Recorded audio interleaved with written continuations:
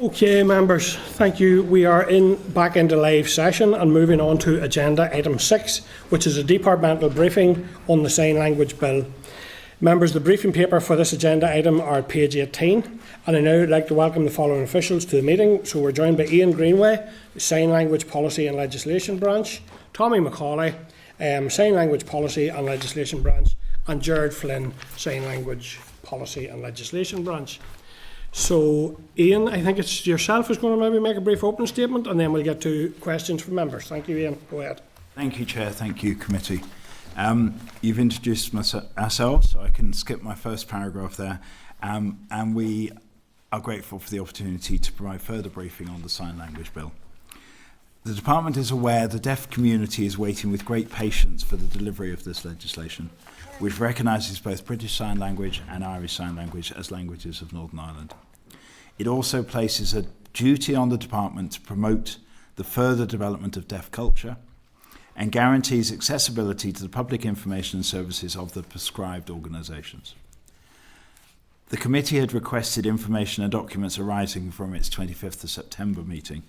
The Department has provided updates on the status of each request in our written briefing, and we are happy, of course, to provide further updates during the session this morning. I hope you found the Department's written material useful in your deliberations, and we are happy to clarify any of the information provided or any other issues the committee may wish to raise to examine under the bill.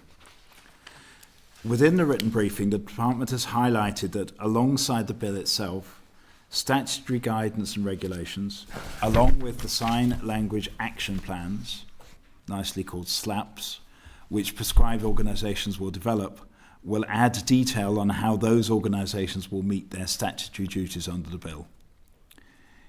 In addition, the current refresh of the Sign Language Framework and Strategy will provide further detail on how we will develop the infrastructure of support and an outline in greater detail of how the policy intent of the bill will be realised over the lifespan of that framework. This will all build on the contents of the 2016 framework. We are cognizant of the fact that that 2016 framework was not approved during the suspension of the Assembly, but much has been delivered by the Department and others to contribute to or realise the 9 objectives of that draft. That work has helped to realise the statutory duties to greater accessibility as committed to now within the bill. For example, we frequently refer to access to services beginning with access to information. A key to this is an adequate supply of interpreters, which is an objective of the draft framework. Within the past couple of months, the Department's funding for Foyle Deaf Association has realised the qualification and registration of 4 BSL interpreters and 1 trainee BSL interpreter, and 3 ISL interpreters and 1 trainee ISL interpreter. The Department's funding of Foyle Deaf Association premises in Derry, Londonderry, one of the 2 deaf hubs along with Belfast envisaged in Objective 4 of the framework, has allowed it to focus on its core mission as a deaf-led training centre and to develop the delivery of an interpreter training programme. Linked to this objective, and the objective to develop the Northern Ireland Sign Language academic and research base within our universities, students have commenced the second year of a 2-year MA in Sign Language Interpreting and Translation at Queen's University Belfast. The unique student cohort blend of deaf and hearing, BSL and ISL, and existing registered interpreters will not only further increase interpreter capacity, but will also add to the development of our academic base. This in addition to a DFC-funded postdoctorate position and the co-funding from the Ulster Society for 3 PhDs. The Department currently invests up to £250,000 annually in its family signing programme, an objective of the draft framework. An independent review of this programme is currently being taken forward by Professor Byrne from Queen's University. We've rehearsed in previous briefings how the Department and others swung into action during the early days of the COVID pandemic as well, to ensure briefing and engagement and accessibility to the deaf community for all of the public health messages. The best route for providing interpreting services fully to meet post-bill requirements are currently being assessed, building on all of that progress to date. The refreshed strategy will set out information on how the Act's requirements and duties will be realised. including the infrastructure of support necessary to deliver on the intent of the legislation. Objectives in the framework will be framed as outcomes reflecting the greater certainty the legislation will bring. The Department is currently taking forward a co-design exercise with representatives of the deaf community through the Sign Language Partnership Group. Executive departments are also represented on that group. This will identify priority areas to inform the final outcomes of the refreshed framework. To this end, an initial focus group has been held with the deaf community in Belfast ahead of a series of events across Northern Ireland in the run-up to Christmas. To date, priority areas consideration as framework outcomes include those 2016 objectives I referred to earlier, and the following additional themes are emerging: support for deaf-blind people, support for deaf children in educational settings, support for children of deaf adults, coders, the development of a Belfast Deaf Hub, access to services, and the promotion of BSL, ISL and deaf culture. I appreciate the committee has much to consider, and I will therefore now draw my opening remarks to a conclusion to allow us to cover as much ground as the committee wishes to this morning. Thank you, Iain. That's very useful. A couple from myself first before I go to members then. So in general terms, given the evidence and discussion that the committee have had, and I'm sure that you've been following, what potential amendments, if any, are the department at this stage considering? And we're thinking around at least one person or group appearing to the department to be acting on behalf of has come up extensively. The initial reporting period has come up, followed, so we have interim reporting along with the 5-year report. So what, given the evidence you've seen through this committee, what potential amendments are you considering now?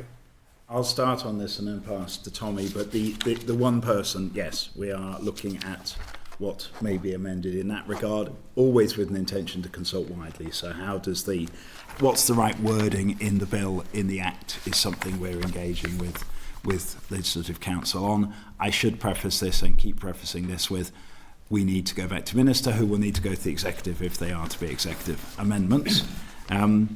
We have also been looking at the children are persons under 19 years of age, and that's at the very end of Clause 2. There can be much debate backwards and forwards. There are different definitions of children with different disabilities, etc., etc. We are looking in a pragmatic sense to try and tie to a definition already in legislation rather than come up with something different there. So that, again, I would see as a reasonably technical amendment, if you like, to realise the intent. I know we have been looking at when the first review should be done and whether we keep a backstop date in legislation or prescribe a full-stop date as well. And I think we found one very technical point in Clause 7 that may need some work, but it probably sits better in the clause-by-clause, line-by-line scrutiny. It is very detailed. Is there anything I have overlooked in that, Tommy? I think those major points have been covered. Yeah, I mean, the Clause 2 that Iain had referred to, the 19-year-old, we are aware of some of, as Iain had mentioned, our family sign language programme is currently undergoing a review from Professor Byrne in Queen's, so that whole programme will be reported on at that stage. But we're listening to our partners in the Sign Language Partnership Group who deliver that programme and who have referenced that their preference to raise the age from 19 to 21 to reflect the Northern Ireland Children and Young Persons strategy for disabled children accessing services. Yeah, and also I would ask you to look at, there are a lot of strategies and a lot of regulations around 25 children and care, looked after children and that, and I think there's maybe merit in taking that, so I'll point you toward that direction. We are awaiting some input from the NDCS on that because they had flagged that up, so we have asked them to come back to us with a rationale for 21/25.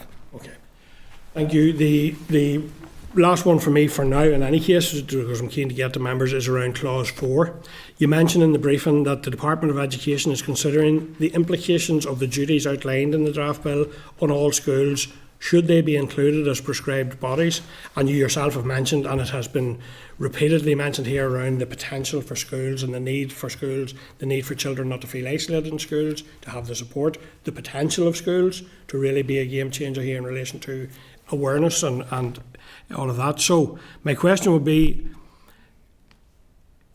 they're framing this, should they not be prescribed, but the Education Authority being prescribed organisation, does that not indicate that the Department for Education should absolutely be a prescribed organisation?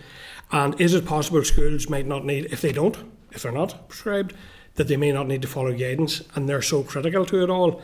So can you outline the implications if they're not included in the list, and would schools therefore not be required to provide interpreters and other support for deaf children? I'm going to come to Gerard in a moment because he's sitting forward expectingly, I can see out of the corner of my eye. All Northern Ireland departments will be prescribed. That's on the face of the bill, so that will occur. The Education Authority, absolutely, I can't speak for, there is a process and negative resolution, but the Education Authority is a very significant public body delivering public services. I would be amazed if it were not to be prescribed. But Gerard, when we reach out further than that. Yes, all departments will be prescribed. The education authorities, Catholic maintained schools, we're looking to prescribe those as well. And it's difficult when we speak in relation to education. If I could frame it more on a DFC perspective and use Northern Ireland Libraries as an example. Well, Northern Ireland Libraries, through the guidance, will have to produce a SLAP, Sign Language Action Plan. That SLAP will be applicable in every single library in Northern Ireland. So the same analogy comes from your government body. So that is where we're coming from the DSV. So our perspective with every library will be caught because Northern Ireland Libraries are caught.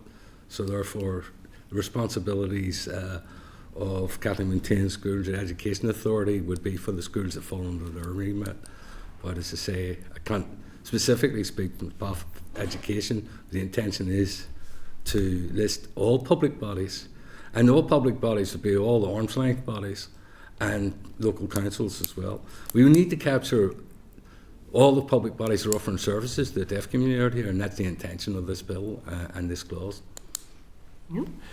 Okay, thank you. I will go to Sean then. Okay, thank you very much, gentlemen, for coming in today. So there's a couple of things that I have. So clause 3 2b, it is nothing in this section implies that prescribed organisations are prevented from taking into account matters of affordability to them, as well as taking into account wider factors influencing them. For me, as I read this puts affordability above inclusivity, and I'm just wondering, is there parameters that the department has already had in mind when this was included in the bill? Yes, and you're right, Sean, that 3.2 has, on the one hand, on the other hand, if you like, almost, there is a commitment that access will be at no extra cost, and that is hard and fast at the end of 3.2a, and I think that's really, really important. So if there is a cost to this, and there will be a cost to this, that is covered by the public purse, however the mechanics of that work. But we have to recognise that money is tight. You hear it every week from officials, you hear it every week in the chamber. The more we set down and say this has to be done, that has to be done, in practical terms that simply means something else in the department will not be done, because money will only go so far. So the more things we cover hard and fast without any caveats in any legislation means there is less money for other things that are not enshrined as a statutory duty. So what we are trying to do here is recognise there will be a tension here, let's be honest about it. There will be a tension. Some requests for access will be more expensive than others, will be more complex than others. We are trying to work through, and then the best practice guidance underneath this will help public bodies to act in a coherent, consistent way that is aligned with the intent of the legislation. Okay. Anything you want to add to that, Tommy? Yeah, I would say that, the headline part of clause 3 is that information and services must be available to BSL ISL users without any additional cost. The section 2b is a matter of balance. When bodies are determining the bounds of reasonable steps, matters of affordability and practicability can't be never issues.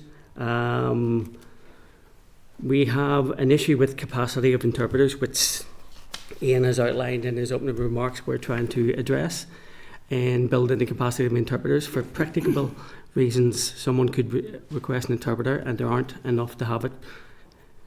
At the moment, there's generally a lead-in time for even ourselves of 2 to 3 weeks to book an interpreter. So that's an example of a practical issue. The affordability issue can be very niche. We will provide statutory guidance, but if someone wants something that is deemed unreasonable or goes back too far for a translation, for example, then matters of affordability should be considered there. The priority has to be given to immediate interpretation. Do you understand why some people within the community would read that clause? Because that came out in, I think, every consultation that I had heard in terms of the people that attended. There is a friction there, and there will be a friction there in terms of, well, you can just underwrite all of this by saying the affordability deems it inapplicable.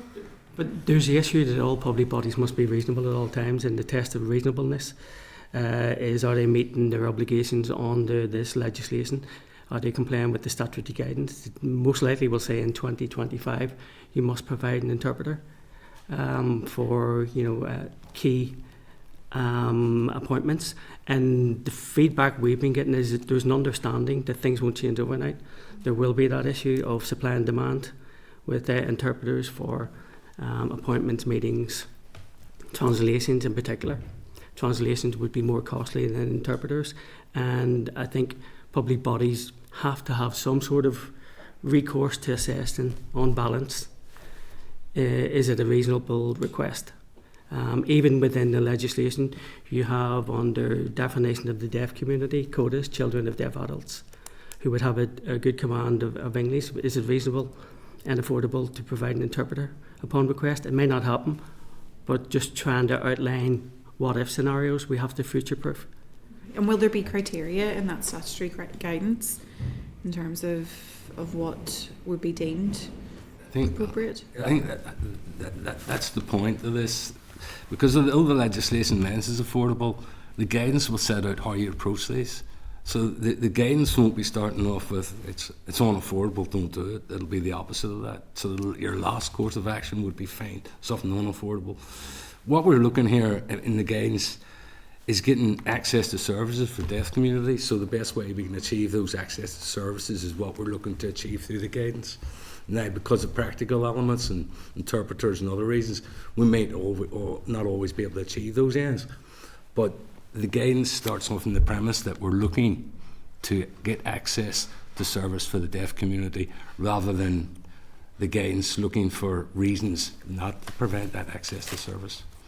The other one. Sorry, and just to add to that, Sian, if I may, that guidance is being co-designed. It's being developed in co-design. Actually, the pen at this stage is being held by the British Deaf Association rather than the department. So that is very much trying to work through what are the issues that will arise, can be foreseen to arise in daily life for a health trust or a GP or a school, whatever the prescribed organisations may be, and the person in the deaf community. So the more we can foresee and embed in that guidance, the better. And the co-design process is proving a very rich seam from which to mine that. The other point I had. Just before you move on, so we follow up that, John. So when are we going to see the guidance, and will that be before we conclude our considerations? Because we don't want to be in a situation where we're buying a pig and a poke around the guidance that you're providing some reassurance, but we'd like to see those in relation to. Yes. So when are we going to actually have sight of? In your written briefing, it talks about 4 to 6 weeks' time from today. So what's that? The end of November? 4 to 6 weeks from now. So that I'm trying to find the paragraph there, but it best practice guidance. We expect to be within the next 4 to 6 weeks. Paragraph 10 of the written briefing. The best practice is being circulated around the Sign Language Partnership Group for them to consider, add, revise, add to it. And when you consider that is a forum of departments, yes, but also representatives of the deaf community, we expect it to be quite robust. Okay, sorry, Sian, I interrupted you there. You're okay. So the other thing I had was just clause 4 that define public character. What does that mean? Gerard. Right, yes, I know this has caused concern. The purpose of 4.4 is to capture those public bodies that aren't being captured under clause 4.1, basically, that carry out some functions and not set up as an ALB or other ones. At the minute, there's no obvious ones to us. We're still looking at those, but they're not the priority. They're basically that is to catch something that we've missed, who's serving as a public body, rather than throwing a net out to catch everybody. It's looking at here's an area that we've missed. It's providing a public service and they're carrying out the functions. Then, and in those situations, we'll go on to list those. So we haven't identified any at the minute, but they are the future-proof to bring in any areas that have been missed in relation to services to the deaf community. So one that has been identified in evidence to this committee is care homes. Is a very classic case in point. It's something we'd have to take on board. It is a very public sector. We would have to take legal advice in respect to where they would sit into the functions of public, but it's certainly something we would consider. But again, the care homes, it depends what department they fall under as well, and how they fall into their slot and in that process. So who's responsible for the care homes? I don't know off the top of my head. But if I go back to the Northern Ireland Libraries example, libraries then are responsible for each library, and from there they will bring their signings plans straight through to the street level of the libraries.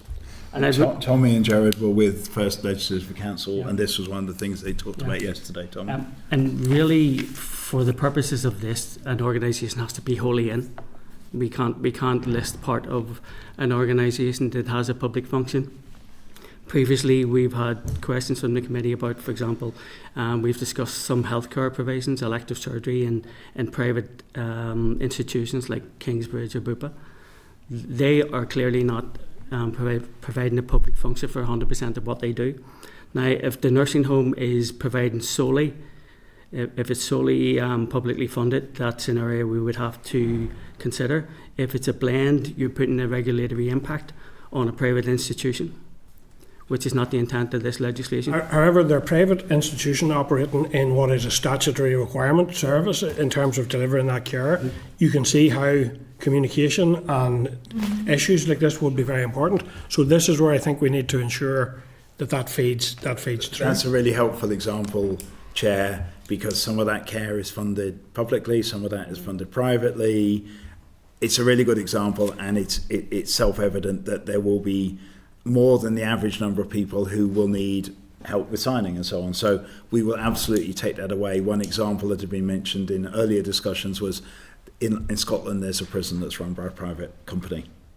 And that activity is of a public character. I'm not saying we're going to have a... Pam's looking worriedly at me. I'm not saying we're going to have a private prison here tomorrow, but that would be an example of something that would drive straight in there. Care homes, you've raised a clearly complex area. We will take that away and be ready by the time you come to the line by line with that point. To me, all of those services mentioned should be provided by the state, to be quite honest with you, and therefore such is their importance that I don't think there should be a technical or a technicality way for them if they're operating in that privileged kind of area, delivering those services. Okay, they're profiting from it, and that's one matter. There's a very key requirement on us to ensure that people get the services in those key. These aren't services people can do without. We will take that point away before and be ready for the line by line, probably to allow committee to cover everything it wishes this morning. Perhaps that's one we'll take away. If committee thinks of any other examples, please share them with us. Okay, Sean, you're okay at that? No, it's good. I'm coming to Morris then on Zoom. Morris, go ahead, please. Thanks very much, Chair. Really, it's not really a question. Some matters of clarification, and it surrounds the lack of analysis for cost and a funding plan. I wonder if the department could bring back some sort of interim data or preliminary estimates. I'm also unclear about the list of public bodies for coverage. Could the department bring us back a draft list for review? And the absence of teacher accreditations a worry. is there a clear timeline and options available that maybe they could bring back to the committee to discuss? And finally, the co-design one, there are potential gaps in representation. Could they bring back detail on the membership of the sign language group and who was consulted? Just a list of stuff that we would need to know before we can make an informed decision. Very happy to provide. The line isn't brilliant here, but I'm sure the clerk will write down those specific questions. I think we have provided membership of the Sign Language Partnership Group previously, and all of this co-design is being involved, as I mentioned in opening remarks. There are public engagement forums as well. It isn't simply a closed room of the group or committee. The team here and with others like the British Deaf Association have extremely good reach out into the sector and are doing all they can to use that reach, because it's not in our interest as a department not to get this right as we possibly can. Sorry, Will, except we're all human. If I go back to the start of Maurice's list, and please keep me right, Maurice, I think the first was about the costs of the translation services, the signing services. Is that correct? Yeah, some guideline doesn't actually going to cost down the line. There's no initial cost at the minute, but there will be a cost down the line for a whole plethora of stuff. And I want to preface this by saying that under the clause, when I was talking with Sean at 3.2a, that cost will be borne by the public purse. Of course, the public purse is not bottomless. It will have to fight its corner with everything else in that process. What we do know at the moment is that the health system, now run within the Department of Health, because it was in the Health and Social Care Board that was brought back into the Department of Health, that is of the order of £1 million a year, the cost of the services that provides. In excess of £1 million per year. That's for online, face-to-face, note-taking, lip speaking. And we know that the central government service, procured through construction and procurement delivery, as a lot within the overall interpreting services, is around about £500,000 in the year in the last 12 months. So we know, as a starting point, around about £1.5 to £2 million. We also know that not all needs are being brought forward, and this bill will surface additional needs, because this is about recognising the shortcomings that exist in the system. So we have, as a rule of thumb, and I apologise that we're not able to be more scientific than this, Maurice, we have doubled the current number as a sense of a scale of what we might be working with. And to achieve that, we need the public funding to fund the contracts that will need to be in place to do this. And we need the interpreters, because there's no good having contracts if there are not enough interpreters to go around. Hence, the number of students going through Queen's, going through the Full Deaf Association, etc. Because we cannot magic these people up, and it takes time for them to come up to standard and be available. So we have been working strongly on the capacity. We have, as a rule of thumb, been saying we're looking at around doubling. Can't guarantee that, and I would defy anybody really with any degree of certainty in detail to say what this number will look like. And we know there are certain things that will be needed almost in real time in A&E or wherever it may be.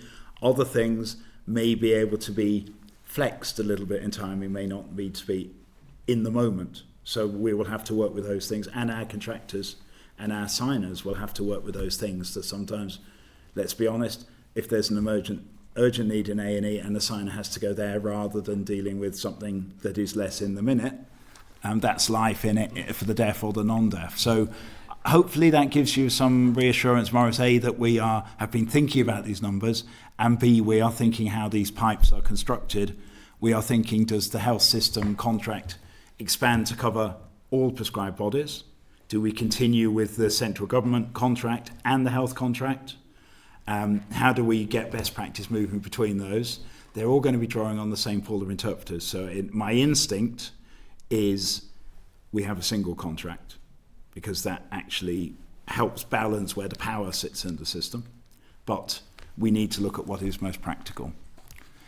Okay, thank you. I actually just wanted to pick up on a point you'd mentioned. Sorry, Maurice, go ahead there, Maurice, again. I think it's important because as a scrutiny committee, we need to have all the information before we can go forward, and it's vital to get this right. It's vital to get it right. Thank you. I fully agree, Morris. And there may be a number of questions, including those questions, Morris, and a few that we don't get to today that Yes. we'll put into you. What I would say, though, Chair, is this is primary legislation. This is enabling, as all primary legislation is. There will be much scrutiny around statutory rules and best practice statutory guidance that come underneath this, and indeed what the costs will be as budget scrutiny goes on.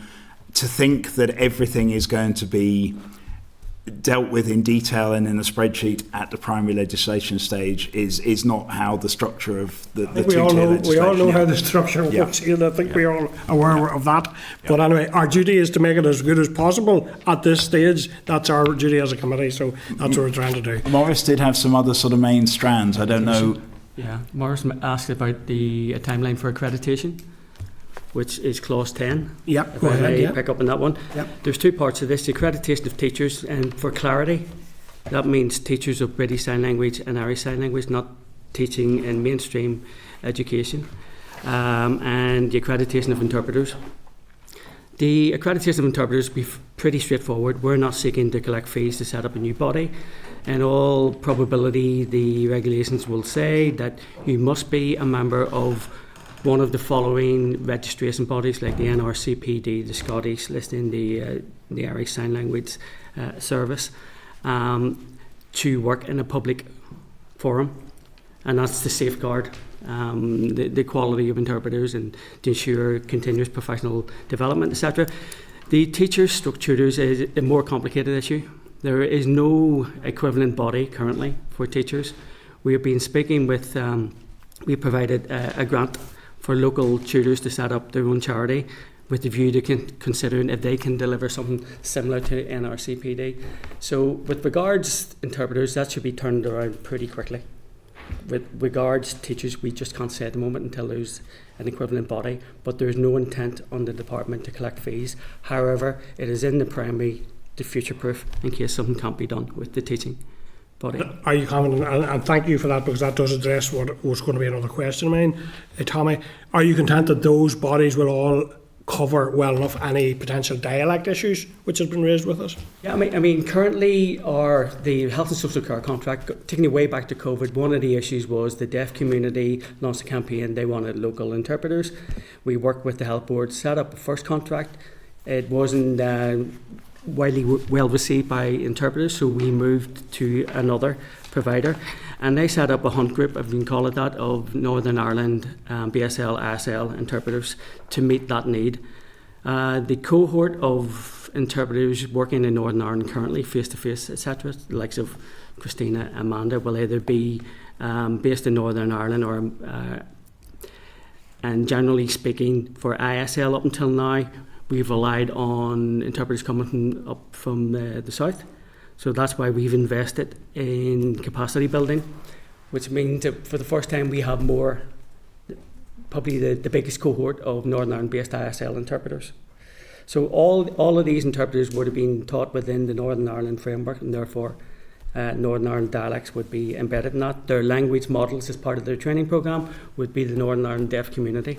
But even for those interpreters, and most of our interpreters now would have either had to travel to GB or to the south for ISL, there is a tolerance threshold for influence from dialects that's built into that. So the only occasions really you would get BSL interpreters coming to Northern Ireland, I would suggest, would be for conferences where capacity is an issue, or international conferences. Thank you. And just before we go to Pam, I want to pick up on one wee issue that was mentioned earlier around people who have reasonably good English. Just to say, and I know we won't get to a perfect situation immediately, but just to say the point has been made strongly in committee that often that is a second language. Albeit how good it might be, it's a second language and people want to communicate with us, like all of us do, in our first language. So I just want to make that... Just on that, that's why in clause 3 it refers to convenient, because you'll be aware of Ellie May, who was very articulate and vocalised her issues, had a cochlear implant, but is more comfortable after a while signing. And we have many deaf people in Northern Ireland who are like that. Without an interpreter, they can communicate with us orally, but they would prefer to sign. I think that's important that we get to that stage. Thanks. Pam, go ahead. Thank you, Chair. Thank you very much for your attendance here at committee today. It's a fascinating topic, and I'm just so glad to see this piece of work being done. It's so long overdue, and such a great need out there. It's not a specific question to the bill, or it may be. I'm not fully over the detail yet, not completely up to speed yet on it. But I'm just wondering what attention has been given to geographical areas with higher concentration of deaf community, and how has that impacted on the drafting of the bill, or has it? I mean, clearly we want these provisions, want the best piece of legislation we could possibly have. We want provision to be as far wide-reaching as physically possible, but clearly there are areas that may well have higher concentration of deaf community. So has that come into play at all in the drafting? Certainly we are anxious to make sure that deaf people, wherever they are, get the service they need, subject to all of the pieces in the bill and everything else. And that rural proofing, inequality, impact assessment and all of that will have fed into those processes. Where the interpreters live, etc., there will be the practical points. More and more, much of this can be done and is being done online with a pop-up on the screen and everything, so geography becomes a little less intensive, but there will certainly be occasions when you need all to be in the same physical space to get it absolutely right. Do we have anything in particular? Yes, I mean, that is, I suppose, with the best will in the world, we can invest in building capacity of the interpreters. We can't necessarily direct where they're going to live and where they will work, because they're largely freelance. If they're under contract for example, the health and social care contract, and they work for them, then there's maybe more direction that can happen there. And you look back at the Scottish legislation, they had a similar issue with the islands, and one of their landscape reviews, I think it was Edinburgh University maybe that carried that out, they looked at trying to incentivise interpreters to travel to the islands because they were aware there was a gap there. Now, what we know from working with Foil Deaf Association in the Northwest and Hands of Talk is they cover a large area that would expand into the southwest, Fermanagh, parts of Tyrone, because of gaps there. So it is something we're going to have to look at. We have been considering what we can do, but the issue we have is that you're working with the freelance cohort and we can't direct them to travel. And I suspect, the solution is just to have as many as possible interpreters out of this process, because clearly there's huge burnout. It's very labour intensive. We have 9 come on top that Iain had referred to from Foil Deaf Association. There are 12 or 13 unregistered students, deaf, hearing, BSL, ISL, going through the MA at Queen's, who hopefully, should things go well with their studies, be registered at the end of that, and then we go again. But the department is, even though it's a cross-cutting issue, the department is taking the lead on trying to develop our capacity of interpreters. And in terms of accreditation, I know anecdotally there have been issues in the past. People have gone and done courses and moved through the ranks and progress, but there's been an issue around having somebody qualified to actually give them that accreditation. A lack of accreditors, for want of a better word, to actually give them that qualification, which they have already earned. I think it was an issue coming from maybe that it had to come from England or somewhere. Yeah, currently there is one accrediting body signature. There was a deaf body set up, IBSL, is maybe what you're referring to. It got into financial difficulties and folded. Those students who had gone through IBSL didn't get their certificates. Maybe that's what you're referring to. And signature, then they had to re-engage with signature. There is also an issue for our ISL students at Foil Deaf Association, in that the NRCPD, which is a UK registration body, did not recognise or did not register ISL interpreters. They made the point, and it's a fair point, they're a fees subscription-based body, and they couldn't justify to interpreters in Durham, Surrey, Kent, whatever, that the additional cost for a handful, as they would say it, of ISL interpreters. So the department stepped in and funded the translation of their portal, and now they register ISL interpreters. Likewise with Queen's, we were waiting on the mapping environment being settled with Queen's with NRCPD, and we got confirmation this week that has been settled. So those students going through Queen's will be able to register with NRCPD. Foil Deaf Association and any other ISL interpreters will be able to register with NRCPD. And those students who went through IBSL are registering through Signature if they pass their qualifications, of course, their tests. I hope that answers your question. I think so. Yeah. Okay. Thank you for the good work that's going on. Thank you. Really appreciate it. Well, just to confirm, Tommy, you are using the Register of Irish Sign Language Interpreters for ISL, isn't that right? That is our intention, and also it means that ISL students who qualify will be able to register in the South and with the NRCPD.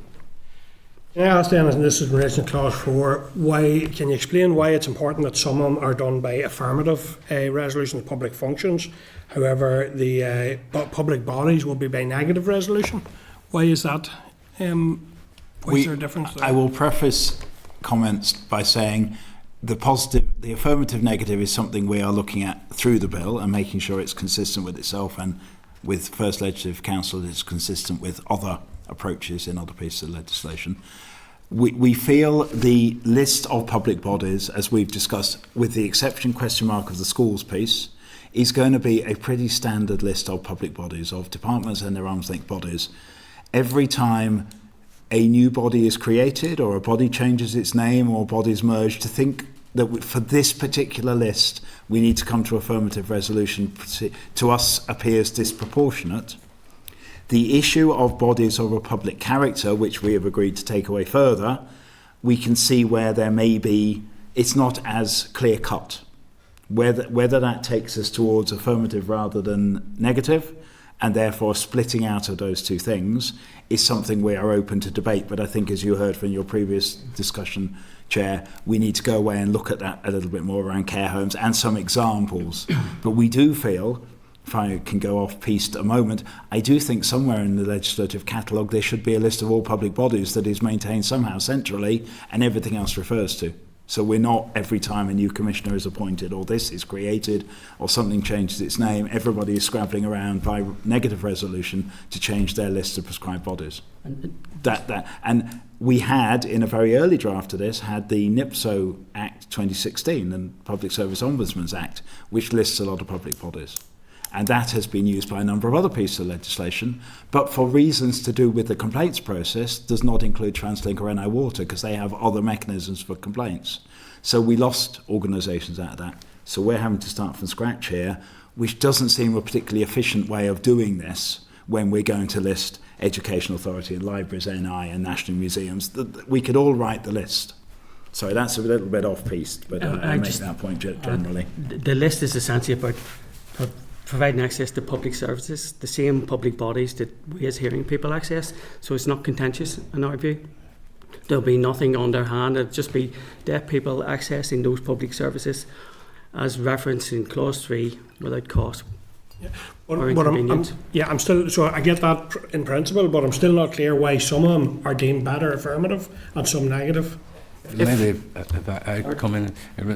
Originally we intended, we could have just put in the primary that we capture all public bodies under 1F, the Interpretation Act. I think we could have put that. We actually put in the negative around the public bodies to give the committee scrutiny. I know it is a negative process, but it's still scrutiny. So that's why we're listing them, basically, so the committee can scrutinise them, other than putting them directly into the legislation. So there is that scrutiny. The reason why we were a negative particular to this one is because it is really public bodies. They are what they are. The public bodies, they're non-controversial. We can all list them and all name them. I mean, the only objection to going on that list would be for that public body to say we're not a public body. You know, so I mean, basically, the names that we've mentioned, you know, there wouldn't be any of them that wouldn't describe themselves as public bodies, so they'd be on the list.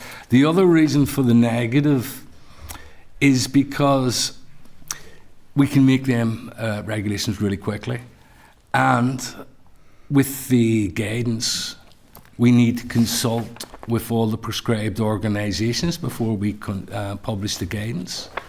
Now, that means if we do it through negative, couple of days after royal assent, we can have those regulations made through the negative procedure, and then go out and consult directly with those public bodies who have been listed as prescribed organisations. So that gives us, Bill, is kick straight in. If we put that through the affirmative process, then we'd have to come through the committee, the SL1 process, then make the regulations. So you may be 2 or 3 months down the line, and then we could go out and consult. So we can't consult until we list these public bodies as prescribed organisations. We can't consult on the guidance, and the guidance is the main factor of this bill. You know, this is what's going to make this bill work, the guidance. Yes. So that is the rationale for going for the negative. It's non-controversial. We can do it quickly, and then therefore we can act quickly and get the consultation out to all these prescribed bodies. Okay, so I get you're saying sort of flexibility and speed. However, on the counter, that committee is interested in all scrutiny. So we'll think about that. We'll think about that. You've set out the reasons. We'll give it some thought. I would also add, Chair, that at the moment in clause 10 around accreditation, it's listed as negative. Again, advice from Legislative Council, there is the potential of fees in there. It doesn't say there will be fees. The norm when anything that could have fees attached is it's affirmative. So we are going back through with a fine-tooth comb all of those negative and affirmative and just check they sit with precedent and protocol, if you like. Yeah, I just wanted to quickly go back. You'd mentioned, and I thought we had dealt with sort of fairly comprehensively around the schools piece at the start, Department for Education. You mentioned there again, Ian, about the public bodies, with the exception of the schools piece. I hope that there will be no countenancing of just because the Department of Education are considering whether they should or not. Would your department consider allowing them off the hook in any sense in this? Sorry, I was saying everything is straightforward except we're still discussing schools. Sorry, it wasn't to say they're out. But are you discussing them as to whether they're in or out as a prescribed organisation? I think for some of the schools who may be not run through the Education Authority directly, there are genuine questions where we need to take into account the views of the Department of Education, because that is just if somebody was going to come and do something in the housing space, the Department for Communities would feel it a bit askance if the Department of Education went off and regulated for something in the housing space. We need to give them their place. We know we need to bring this to a conclusion sooner rather than later as well. And we do recognise we have heard loud and clear the views of the committee and indeed witnesses in front of you about the particular challenges within the school setting. Okay. Any other questions, members? Okay, so we're going to be meeting again, clearly, as we work our way through this process, but I do appreciate the briefing you've sent us and your attendance here today and addressing those questions on members' behalf. And we'll take those away and consider, are there further questions or other issues we want to raise with you? But thank you for that, Ian, Tommy and Gerard. Thank you very much, committee. Okay. Thank you. Okay, members, can you just check then if there's anything arising from that members want to flag up as a potential action point? Clerk, was there anything in relation to, so there was some of Morris's questions were touched upon but maybe need to be followed up on, and there are some of the questions maybe here that we didn't get to. Maybe we put those in to the department. Yep, I'm happy to look at those. So there's a couple of other wee points, members, then that I wanted to flag with you. Yeah. So in terms of follow-up, as a follow-up action, based on feedback that I got from last week's event with young people, and we did hear it in the Shannon chamber as well, in relation to this particular issue, but I propose we write to the Assembly Commission seeking confirmation on the preparedness of Parliament buildings here to assist guests and visitors with hearing loss to evacuate in an emergency. This was raised by one of the young people last week who said, if I'm in a bathroom somewhere and the fire alarm goes off, so I'm saying that we should be moving as a building, as an assembly and institution here to ensure that we're ahead of the game and that people here are safe. All people are safe. Mm-hmm. So members agreed with that? Agreed. Andy, go ahead. Can I just declare an interest as Assembly Commission member, please? Yep, thank you, Andy. The other thing that members received legal advice from ESR in relation to the delegated powers set out in the bill, but I don't think we've asked for legal advice in relation to any human rights implications associated with the bill. Given the interest we have heard from in recent weeks, are you content that we seek legal advice in relation to any human rights implications within this bill? Members content? Mm-hmm. Thank you. Any other follow-up actions then? Either clerk or members, was that you picked up at clerk? Members content otherwise? Okay. Chair, before we go on, I just have something to add from the previous session, just in terms of the minister. Is it okay to bring that up now? Just Yeah, in go ahead, terms of the forward, follow-up? Just it has gone to my attention that there's a Belfast Telegraph article around that issue that I brought up about bands funding. It's a quote from the Arts Council that says, "It is not the role of the Arts Council of Northern Ireland to determine whether an eligible band can or cannot attend a parade deemed legal by the Parades Commission, for example the Brian Robinson Memorial Parade. The Arts Council does not have a role to further investigate or designate whether to fund a band beyond the eligible applications received."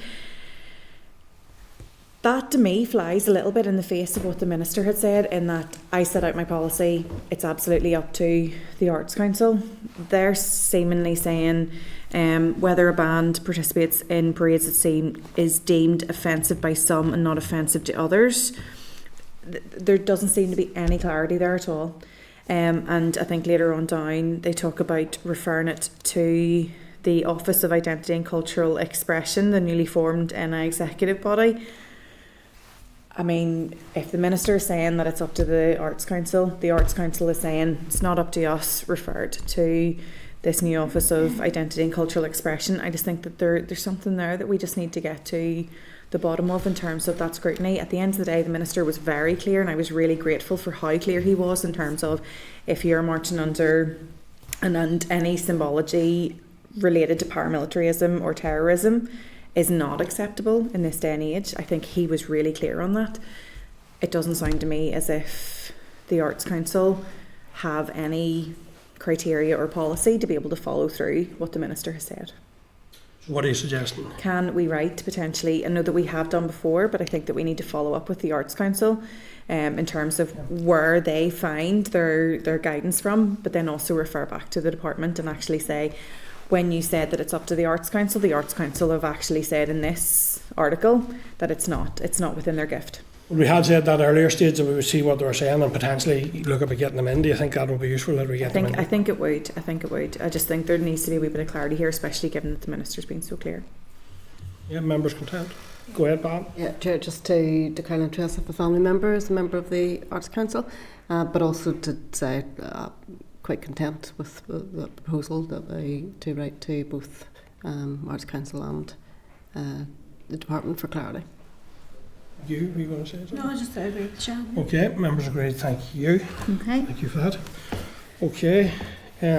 Okay, members, so we now allow our interpreters to finish up in the green room, so we'll take another quick... Finished? But given we are finished... Yeah. 1 minute, it's just a pause Okay, rather than a break. we'll take a quick pause then, Yeah. just to allow the interpreters to finish up, and we'll come back into broadcasting in a minute or two.